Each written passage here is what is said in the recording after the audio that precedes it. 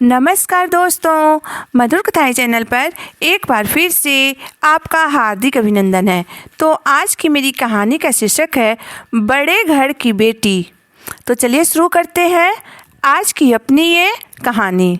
काजल, तुरंत सारे गहने निकालकर मुझे वापस दे दो, मालती जी ने अपनी छोटी बहू काजल से कहा, जो अभी अभी किसी फंक्शन से लौट कर आई थी।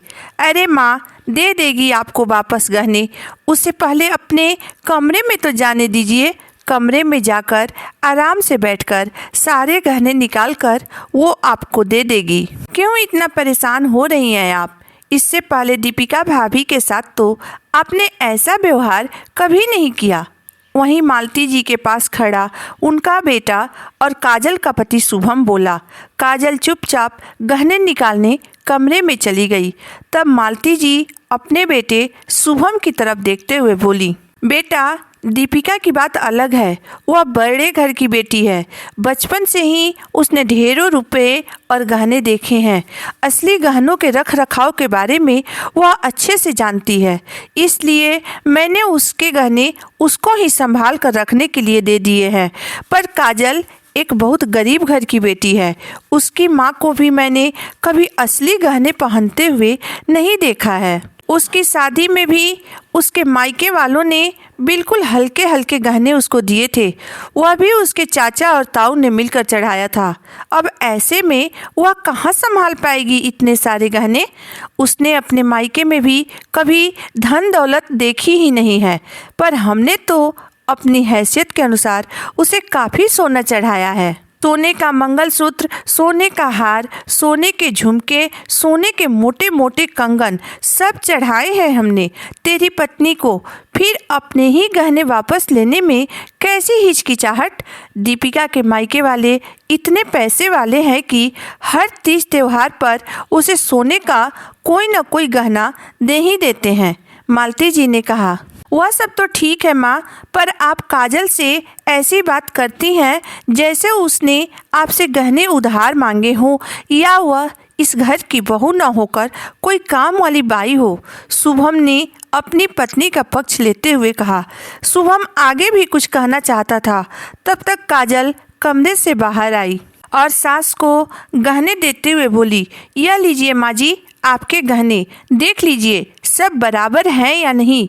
मालती जी काजल के सामने ही गहने देखने लगी। एक हार, 2 कंगन, 1 जोड़े झुमके, 2 अंगूठियाँ, हाँ सब ठीक है। फिर उन्होंने अपनी बड़ी बहू दीपिका को आवाज़ लगाते हुए कहा, अरे बड़ी बहू, जरा यहाँ तो आना। दीपिका जब आई तो उन्होंने वह गहने दीपिका को पकड़ाते हुए कहा, लो इसे अलमारी में संभाल कर रख दो। दीपिका ने काजल के गहने को लेते हुए कहा, लाइए माँ जी, मैं इन गहनों को संभाल कर रख देती हूँ। फिर उसने काजल की तरफ व्यंग मुस्कान के साथ देखा। यह कोई एक दिन की बात नहीं थी। पिछले 3 सालों से काजल के साथ ऐसा ही बर्ताव हो रहा था। वजह सिर्फ इतनी थी कि काजल एक गरीब घर की लड़की थी और मालती जी के बेटे की पसंद थी। काजल मालती जी की छोटी बहू थी और वह उस पर उतना विश्वास नहीं करती थी जितना कि वह अपनी बड़ी बहू पर करती थी। इसलिए मालती जी अपनी छोटी बहू को कभी भी दिल से नहीं अपना पाई थी। मालती जी अपनी बड़ी बहू दीपिका का एक तरफा पक्ष लेती थी, क्योंकि आए दिन बड़ी बहू के मायके वाले महंगे महंगे तोहफे देकर बेटी की सास को खुश रखते थे। मालती जी के पति सुभाष जी का शहर में कपड़ों का बहुत बड़ा शोरूम था। उनके दोनों बेटे शुभम और साहिल पढ़ाई खत्म होने के बाद पिता के कारोबार में हाथ बटाने लगे। वे दूसरे शहर जाकर माल को अच्छे से देखते परखते थे और ऑर्डर देते थे। शहर में उनके दुकान की और उनकी बहुत नाम थी। उनकी बड़ी बहू दीपिका पढ़ी लिखी और अमीर घर की लड़की थी, इसलिए शोरूम के हिसाब किताब में उसकी राय जरूर ली जाती थी। उसे सारा हिसाब किताब साझा किया जाता था। वहीं छोटी बहू काजल को ज़्यादा पैसे देने से भी वो लोग कतराते थे, क्योंकि सुभाष जी और मालती जी का मानना था कि काजल ने कभी मायके में इतने गहने और पैसे नहीं देखे हैं। तो कहीं ससुराल वालों को धोखे में रखकर मायके में पैसे या गहने न दे दे, या हमसे छुपाकर अपने पास पैसे जमा न करने लगे। काजल और उसके पति को घर वालों के ऐसे दोहरे बर्ताव से बहुत दुख होता था, लेकिन उनके कारण घर में कलह की स्थिति न बन जाए, इसलिए वह दोनों चुप रहते थे। घर के सभी सदस्यों के लिए खाना बनाने की जिम्मेदारी केवल काजल की ही थी। उसकी जेठानी दीपिका रसोई में उसकी कोई मदद नहीं करती थी। सारा खाना बनने के बाद वह सबको खाना परोसने के लिए आ जाती थी, जिससे सभी घर वालों को लगे कि वह भी रसोई में काम कर रही थी। काजल को अपना मायका गरीब होने से कोई अफसोस नहीं था और वह अपनी जेठानी से किसी प्रकार का तकरार नहीं करती थी। वह सिर्फ अपने काम से मतलब रखती थी। एक दिन दीपिका रसोई में आई और काजल से बोली, काजल, कल मम्मी जी और पापा जी का 50वीं शादी का सालगिरह है। इस उपलक्ष्य में मैं एक छोटी सी पार्टी का आयोजन करना चाहती हूँ। कुछ करीबी रिश्तेदारों और अपनी सहेलियों को बुलाना चाहती हूँ। पार्टी शहर के किसी अच्छे होटल में रखते हैं। सारे मेहमानों को निमंत्रण मैं दे दूँगी, परंतु हाँ, तुम मम्मी जी को कुछ मत बताना, क्योंकि यह मम्मी जी और पापा जी के लिए सरप्राइज पार्टी होगी। संयोग से काजल को अपने मायके भी फ़ोन करने का मौका नहीं मिला। काजल इस उम्मीद में थी कि पार्टी में उसके मायके वालों से उसकी मुलाकात हो जाएगी। केक काटने का समय हो चुका था। दीपिका के सभी मायके वाले आ चुके थे, परंतु काजल की निगाहें अपने मायके वालों के इंतजार में थी। तभी उसका पति शुभम ने आकर उससे पूछा, काजल, क्या बात है, तुम्हारे मायके वाले अभी तक क्यों नहीं पहुँचे? जरा फ़ोन लगाकर पूछो तो। काजल ने तुरंत अपने पापा को फ़ोन मिलाया और बोली, पापा, आप लोग अभी तक मम्मी जी और पापा जी के शादी की सालगिरह की पार्टी में क्यों नहीं आए? तब उसके पापा आश्चर्यचकित होते हुए बोले, बेटा, कैसी पार्टी? हमें तो आमंत्रित ही नहीं किया गया है। काजल को यह देखकर बहुत दुख हुआ, परंतु उस वक्त वह चुप रही, क्योंकि मेहमानों के सामने वह कोई तमाशा नहीं करना चाहती थी। लेकिन इस घटना से दोनों पति पत्नी का मन बहुत दुखित हुआ। घर आकर उसने अपनी जेठानी दीपिका से पूछा, भाभी, आपने पार्टी में अपने मायके वालों को तो आमंत्रित कर दिया, पर मेरे मायके वालों को निमंत्रण क्यों नहीं दिया?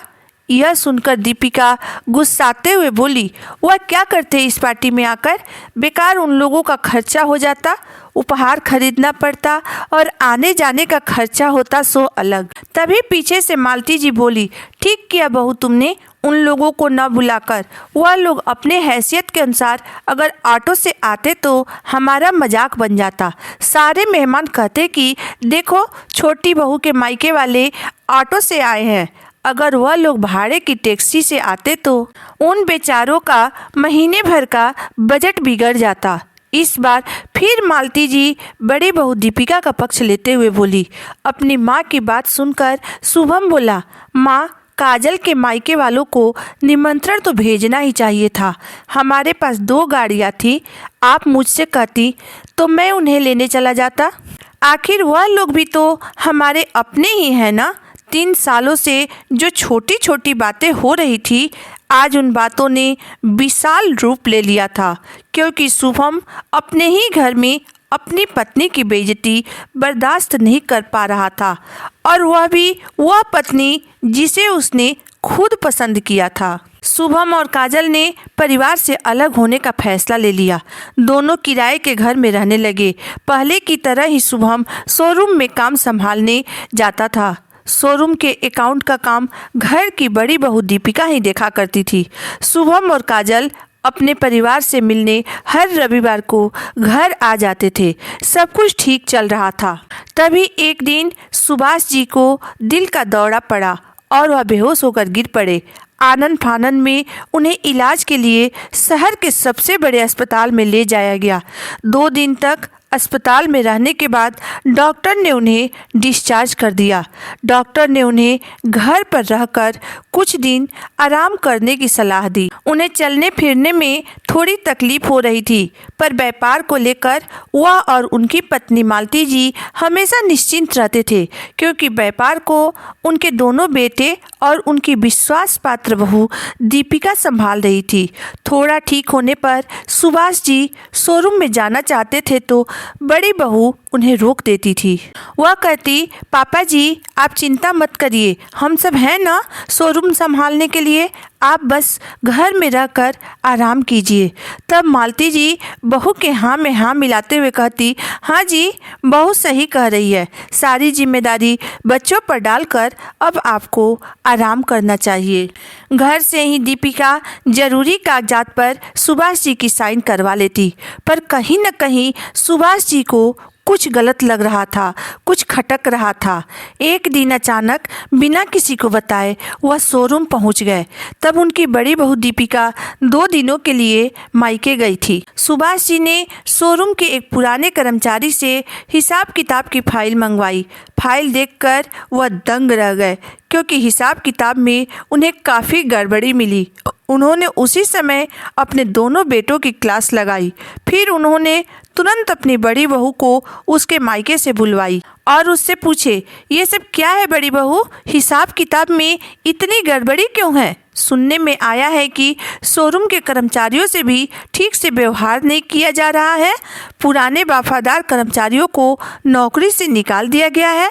सुभाष जी की बातें सुनकर बड़ी बहू दीपिका डर गई और डरते हुए बोली, पापा जी आपने ठीक सुना है, अब कारोबार तो हमें ही चलाना है, तो क्यों न आप हमें अपने हिसाब से इसे चलाने दे। तब सुभाष जी थोड़ी तेज आवाज़ में बोले, बड़ी बहू तुम शायद भूल गई हो, अभी भी इस शोरूम का मालिक मैं हूँ। दीपिका बोली, पापा जी आप मालिक थे शोरूम के भी और घर के भी, लेकिन अब घर पर और इस कारोबार पर सिर्फ हमारा हक है। पिछले महीने ही तो आपने अपने वसीयत पर साइन किए थे, जिसमें साफ साफ लिखा था कि आप अपने पूरे होशो हवास में घर और पूरा कारोबार अपने बड़े बेटे बहू के नाम करते हैं। छोटे बेटे बहू का इसमें कोई हिस्सा नहीं है। बड़ी बहू दीपिका कुटिल मुस्कान के साथ बोली। यह सुनकर सुभाष जी के पैरों तले जमीन खिसक गई। वह बोले, वाह क्या खूब सिला दिया तुमने बड़ी बहू, हमारी विश्वास का इसका अंजाम तो तुम्हें भुगतना ही पड़ेगा। मैं तुम्हें कोर्ट में चुनौती दूंगा, मैं इतनी आसानी से हार नहीं मानूंगा। जब मालती जी को इस बात की खबर लगी तो उनके तो होश उड़ गए। वह सोचने लगी कि जिस बहू के ऊपर हमने आज तक आंख मूंद कर भरोसा किया, उसी ने हमारे साथ धोखा किया। छोटी बहू के साथ जो भेदभाव हमने किया, उसी का सज़ा आज हमें मिल रहा है। अमीरी गरीबी के जाल में फंसकर मैं असली हीरे को पहचान न सकी, क्योंकि आज एक बड़े घर की बेटी ने परिवार के सभी सदस्यों को कटघरे में खड़ा कर दिया था। शीला जी काजल से आज अपने किए की माफ़ी मांगी। सारे सबूत के आधार पर घर और कारोबार सुभाष जी को वापस मिल गया।